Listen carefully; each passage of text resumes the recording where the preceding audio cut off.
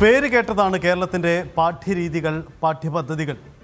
പൊതുവിദ്യാഭ്യാസ സംരക്ഷണത്തിന് ഒരു സംസ്ഥാനം മുന്നിട്ടിറങ്ങി ചരിത്രം സൃഷ്ടിച്ചതാണ് കേരളത്തിൻ്റെ അവസ്ഥ. പലപ്പോഴും ശ്ലാഘിക്കപ്പെട്ടതാണ് നമ്മളുടെ ആ പൊതുവിദ്യാഭ്യാസ രംഗത്തെ നീക്കങ്ങൾ. ഒരു ചെറു സംസ്ഥാനങ്ങൾ മറ്റ് ആവശ്യങ്ങൾക്ക് പണം നീക്കി വെക്കുന്നതിനേക്കാൾ കൂടുതൽ പൊതുവിദ്യാഭ്യാസം, അവിടെ എല്ലാ സാധാരണക്കാർക്കും മികച്ച വിദ്യാഭ്യാസം കിട്ടണം, അവരുടെ മക്കൾക്കും മികച്ച വിദ്യാഭ്യാസം കിട്ടണം എന്ന ലക്ഷ്യത്തിലാണ് നമ്മൾ അത്തരം ചില പാഠ്യപദ്ധതികളും പുതിയ തുടക്കവും ഇട്ടത്. കഴിഞ്ഞ 10 വർഷത്തെ ഇതിൻ്റെ ഒരു താരതമ്യത്തിന് നമ്മൾ ശ്രമിക്കുകയാണ്. നമുക്കറിയാം, നമ്മുടെ പൊതുവിദ്യാഭ്യാസ രംഗത്ത് വലിയ രീതിയിലുള്ള വളർച്ചയുണ്ടായി. നിരവധി കുട്ടികൾ അൺഎയ്ഡഡ് സ്കൂളുകളിൽ നിന്നും മറ്റും നിരവധി കുട്ടികൾ നമ്മുടെ പൊതുവിദ്യാലയങ്ങളിലേക്ക് എത്തി. അങ്ങനെ പൊതുവിദ്യാലയങ്ങളുടെ അടിസ്ഥാന സൗകര്യങ്ങളിൽ വലിയ വർധനവുണ്ടായി. അങ്ങനെ നമ്മൾ മുന്നോട്ട് പോവുകയായിരുന്നു. പക്ഷേ പുതിയതായി ലഭിക്കുന്ന ചില കണക്കുകൾ നമുക്ക് ചില തിരിച്ചടിയുടെ സൂചനകളാണ്. അത് നമ്മുടെ വിദ്യാഭ്യാസ രംഗത്തിൻ്റെ പിന്നോക്കാവസ്ഥയാണോ, പിന്നോട്ട് പോയതാണോ, സർക്കാരുകളുടെ പിഴവാണോ, അതല്ല അതിനപ്പുറം മാറുന്ന ലോക സാഹചര്യങ്ങളാണോ, ജനന നിരക്കിലുണ്ടാവുന്ന കുറവാണോ, കേരളം പോലെ വിദേശത്തേക്ക് കുടിയേറിയാൻ താല്പര്യപ്പെടുന്ന ഒരു ജനങ്ങളുള്ള ഇടത്ത് അത്തരം ഘടകങ്ങളൊക്കെ ഇതിനെ ബാധിച്ചോ എന്നതാണ് നമ്മൾ വിശദമായി പരിശോധിക്കുന്നത്. അതിൻ്റെ കണക്കുകളടക്കം നമ്മൾ പരിശോധിക്കുകയാണ്. ആദ്യം പോകുമ്പോൾ സംസ്ഥാനത്തെ പൊതുവിദ്യാലയങ്ങളിലെ വിദ്യാർത്ഥികളുടെ എണ്ണത്തിൽ കുറവുണ്ടായി എന്ന കണക്കാണ് നമുക്ക് മുന്നിലുള്ളത്. കഴിഞ്ഞ 5 വർഷത്തെ കണക്കാണ് നമ്മൾ ആദ്യം താരതമ്യം ചെയ്യുന്നത്. നോക്കുക, കഴിഞ്ഞ 5 വർഷത്തെ കണക്കിൽ 1-ാം ക്ലാസ്സിലെ പ്രവേശനം, അതായത് പുതിയതായി സ്കൂളുകളിലേക്ക് എത്തുന്ന കുട്ടികളുടെ പൊതുവിദ്യാലയങ്ങളിലെ കണക്കാണ് നമ്മളിവിടെ പരിശോധിക്കുന്നത്. ഇവിടെ ഇത് കൃത്യമായി തന്നെ അതിൻ്റെ ഒരു ഡിക്ലൈനിങ്, കുറവ് കൃത്യമായി രേഖപ്പെടുത്തി പോകുന്നുണ്ട്. നമുക്ക് ആ കണക്ക് പരിശോധിക്കാം. 2021-22 അധ്യയന വർഷം, അതായത് 5 വർഷം മുമ്പുള്ള അവസ്ഥ നോക്കുമ്പോൾ 3,05,824 വിദ്യാർത്ഥികളാണ് അന്ന് സ്കൂളിൽ എത്തിയത് എന്നതാണ് സാഹചര്യം.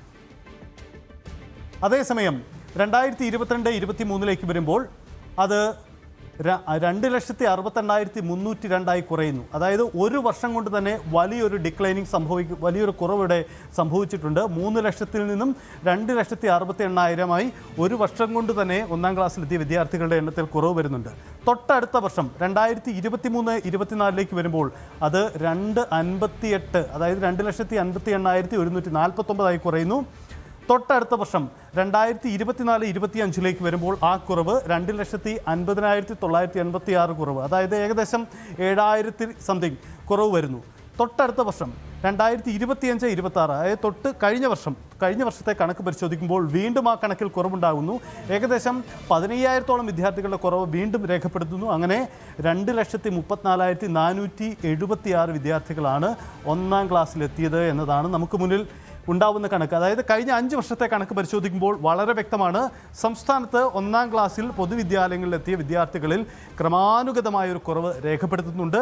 2021 മുതൽ ഇങ്ങോട്ടേക്ക് നോക്കുമ്പോൾ ആ കുറവ് വളരെ വ്യക്തമാണ് താനും. ഇനി നമുക്ക് പരിശോധിക്കേണ്ടത് 5 വർഷം മുമ്പുള്ള കണക്കാണ്. 5 വർഷം മുമ്പ്, അതായത് 10 വർഷത്തെ കണക്ക് പരിശോധിക്കുമ്പോൾ 2015-21 കാലഘട്ടത്തിൽ എന്ത് സംഭവിച്ചും കൂടി നമുക്ക് നോക്കാം. അതിലേക്ക് വരുന്നതിന് മുമ്പ് ഈ കണക്കിൻ്റെ മറ്റ് ചില വിശദാംശങ്ങളിലേക്ക് കൂടി നമുക്കത് പോവേണ്ടതുണ്ട്.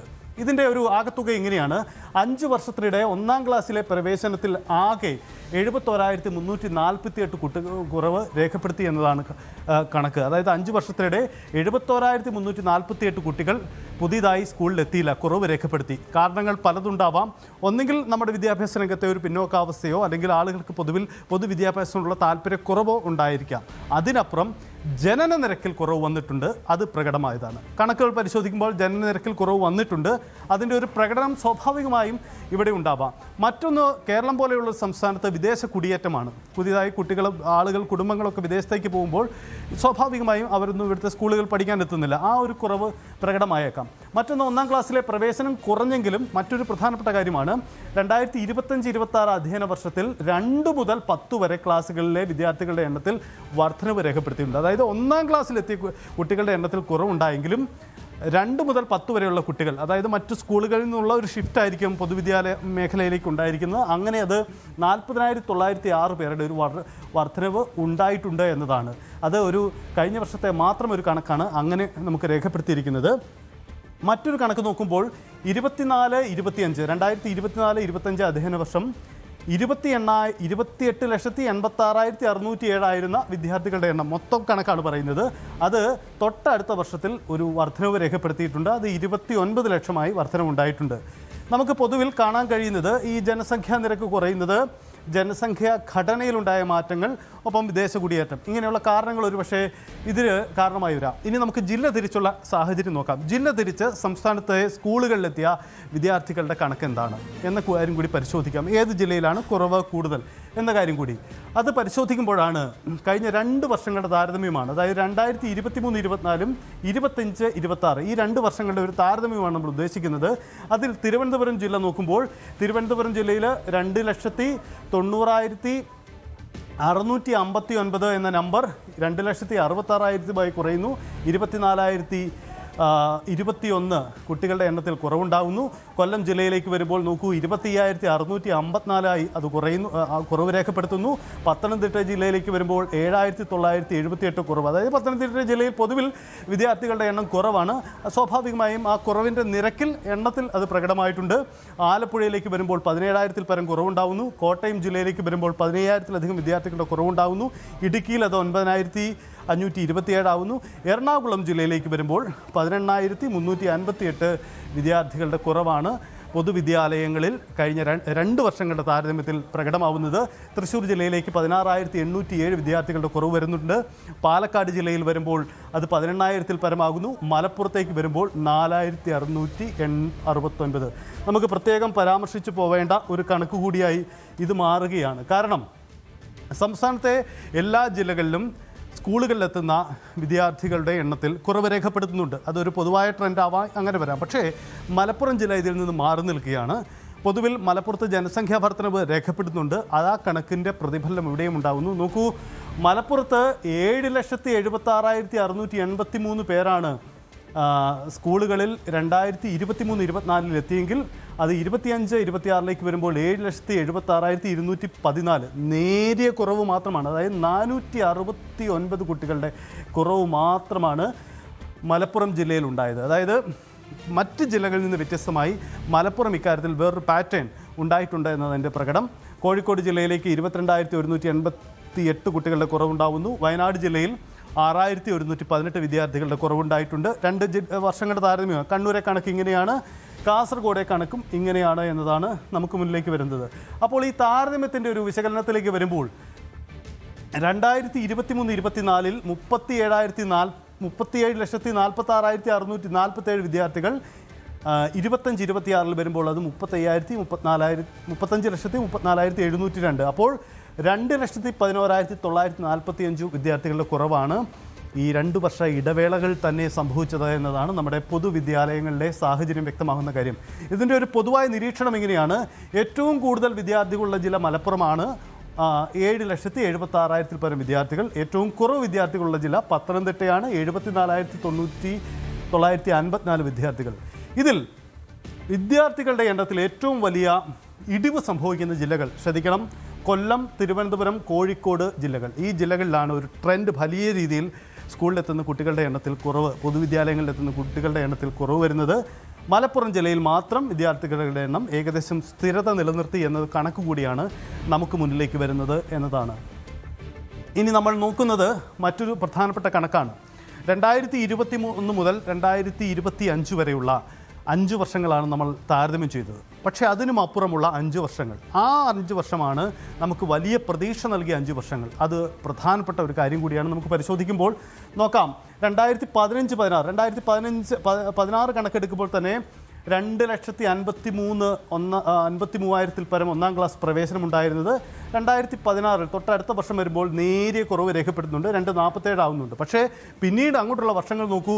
2017 വരുമ്പോൾ അത് 2,60,000 പരമാകുന്നു. 2018 വരുമ്പോൾ 2,72,000 ആകുന്നു.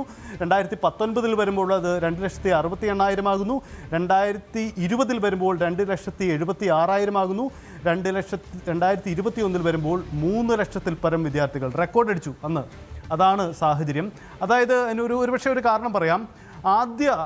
ഈ കഴിഞ്ഞ ആദ്യ പിണറായി വിജയൻ സർക്കാർ ഭരിച്ച കാലത്ത് ഒരു പൊതുവിദ്യാഭ്യാസ സംരക്ഷണ യജ്ഞം പ്രഖ്യാപിച്ചിരുന്നു. അതിൻ്റെ ഭാഗമായി നമ്മുടെ സ്കൂളുകളിലെ പൊതു സംവിധാനങ്ങൾക്ക് വലിയ രീതിയിൽ മെച്ചപ്പെട്ടു. അങ്ങനെ പൊതുവിദ്യാലയങ്ങളിലേക്ക് വലിയ രീതിയിൽ കുട്ടികളെത്തി. അതിൻ്റെ ഒരു ട്രെൻഡ് വലിയ രീതിയിൽ ഇവിടെ പ്രകടമായിട്ടുണ്ട്, അത് വ്യക്തമാണ്. പക്ഷേ പിന്നീടുള്ള വർഷങ്ങളിൽ ആ കുറവ് സംഭവിച്ചിട്ടുണ്ട് എന്നതാണ് നമുക്ക് മുന്നിൽ വന്ന കണക്കുകളുടെ പ്രത്യേകത. ആ കണക്കിൻ്റെ ഒരു നിരീക്ഷണം ഇങ്ങനെയാണ്. 2017-18 മുൻ വർഷത്തേക്കാൾ 12,790 കുട്ടികൾ 1-ാം ക്ലാസ്സിൽ വരുന്നു. എന്നാൽ തൊട്ടടുത്ത വർഷം നേരിയ കുറവ് 1-ാം ക്ലാസ്സിലുണ്ടായാൽ കൂടിയും 2,62,000 കുട്ടികൾ പുതിയതായി ചേർന്നു എന്ന കാര്യം കൂടിയുണ്ട്. ഇനി ഇതിൽ 2021-22 2021 ഏറ്റവും വലിയ റെക്കോർഡ് രേഖപ്പെടുത്തുന്നത് 3,05,414 കുട്ടികൾ 1-ാം ക്ലാസ്സിൽ ചേർന്ന വർഷമാണ്. മുൻവർഷത്തേക്കാൾ 28,482 അധികമായി അന്ന് സ്കൂളുകളിലെത്തിയ വിദ്യാർത്ഥികളുടെ എണ്ണം എന്ന കണക്കാണ് മുന്നിലേക്ക് വരുന്നത്. നമുക്ക് മുന്നിൽ ഉയരുന്ന ചോദ്യം ഇതാണ്. കഴിഞ്ഞ 10 വർഷത്തെ കണക്കെടുക്കുമ്പോൾ ആദ്യ 5 വർഷങ്ങളിൽ രേഖപ്പെടുത്തിയ വർധനവ് പൊതുവിദ്യാലയങ്ങളിൽ പിന്നീട് ഉണ്ടായിട്ടില്ല. വലിയ കുറവാണ് ഉണ്ടാവുന്നത്. 2021 ശേഷം വലിയ കുറവുണ്ടായിട്ടുണ്ട്. ഇനി ഇതിൻ്റെ അന്നത്തെ ഒരു സർക്കാരിൻ്റെ കാര്യം പരിശോധിക്കുമ്പോൾ ഈ 10 വർഷവും ഭരിച്ചത് ഒരേ സർക്കാർ തന്നെയാണ്. അപ്പോൾ ആ സർക്കാരിൻ്റെ അവസാന 5 വർഷമോ 4 വർഷമോ പരിഗണിക്കപ്പെടുമ്പോൾ വിദ്യാർത്ഥികളുടെ എണ്ണത്തിൽ കുറവുണ്ടായിട്ടുണ്ട്. 2-3 സാഹചര്യങ്ങൾ അതിന് കാരണമായി നമുക്ക് വിലയിരുത്താം. ഒന്നുകിൽ വിദ്യാഭ്യാസ രംഗത്ത് വന്ന ഒരു പിന്നോക്കാവസ്ഥയോ സർക്കാരിൻ്റെ നയപരിപാടികളോ സ്വാധീനിച്ചിരിക്കാം. അതല്ലെങ്കിൽ പൊതുവായി ജനന നിരക്കിൽ ഉണ്ടാകുന്ന കുറവ് അത് സംഭവിച്ചിട്ടുണ്ടാവാം. അതല്ലെങ്കിൽ വിദേശ കുടിയേറ്റം പോലെയുള്ള മറ്റു സാഹചര്യങ്ങൾ.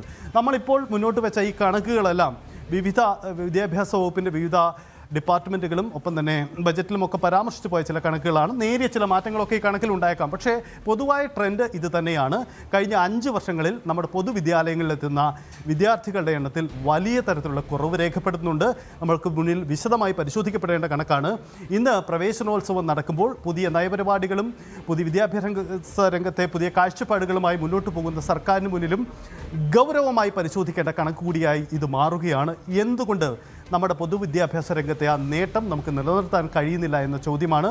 ആഗോള സാഹചര്യങ്ങളാണോ, പുതിയ ലോകക്രമത്തിൻ്റെ പ്രത്യേകതകളാണോ, പൊതുവായ സാഹചര്യങ്ങളാണോ, അല്ലെങ്കിൽ കേരളത്തിൻ്റെ പ്രത്യേക സാഹചര്യങ്ങളാണോ, അതിനുമപ്പുറം മറ്റെന്തെങ്കിലും കാരണങ്ങൾ പ്രകടമാവുന്നുണ്ടോ? പൊതുവിദ്യാലയങ്ങളിൽ നിന്നും അൺഎയ്ഡഡ് സ്ഥാപനങ്ങളിലേക്ക് തിരികെ പോക്ക് സംഭവിച്ചുകൊണ്ടിരിക്കുകയാണോ നമ്മുടെ വിദ്യാഭ്യാസ മേഖലയിൽ? അങ്ങനെയെങ്കിൽ ഗൗരവമായ പരിശോധന നമുക്ക് നടത്തേണ്ടി വരും.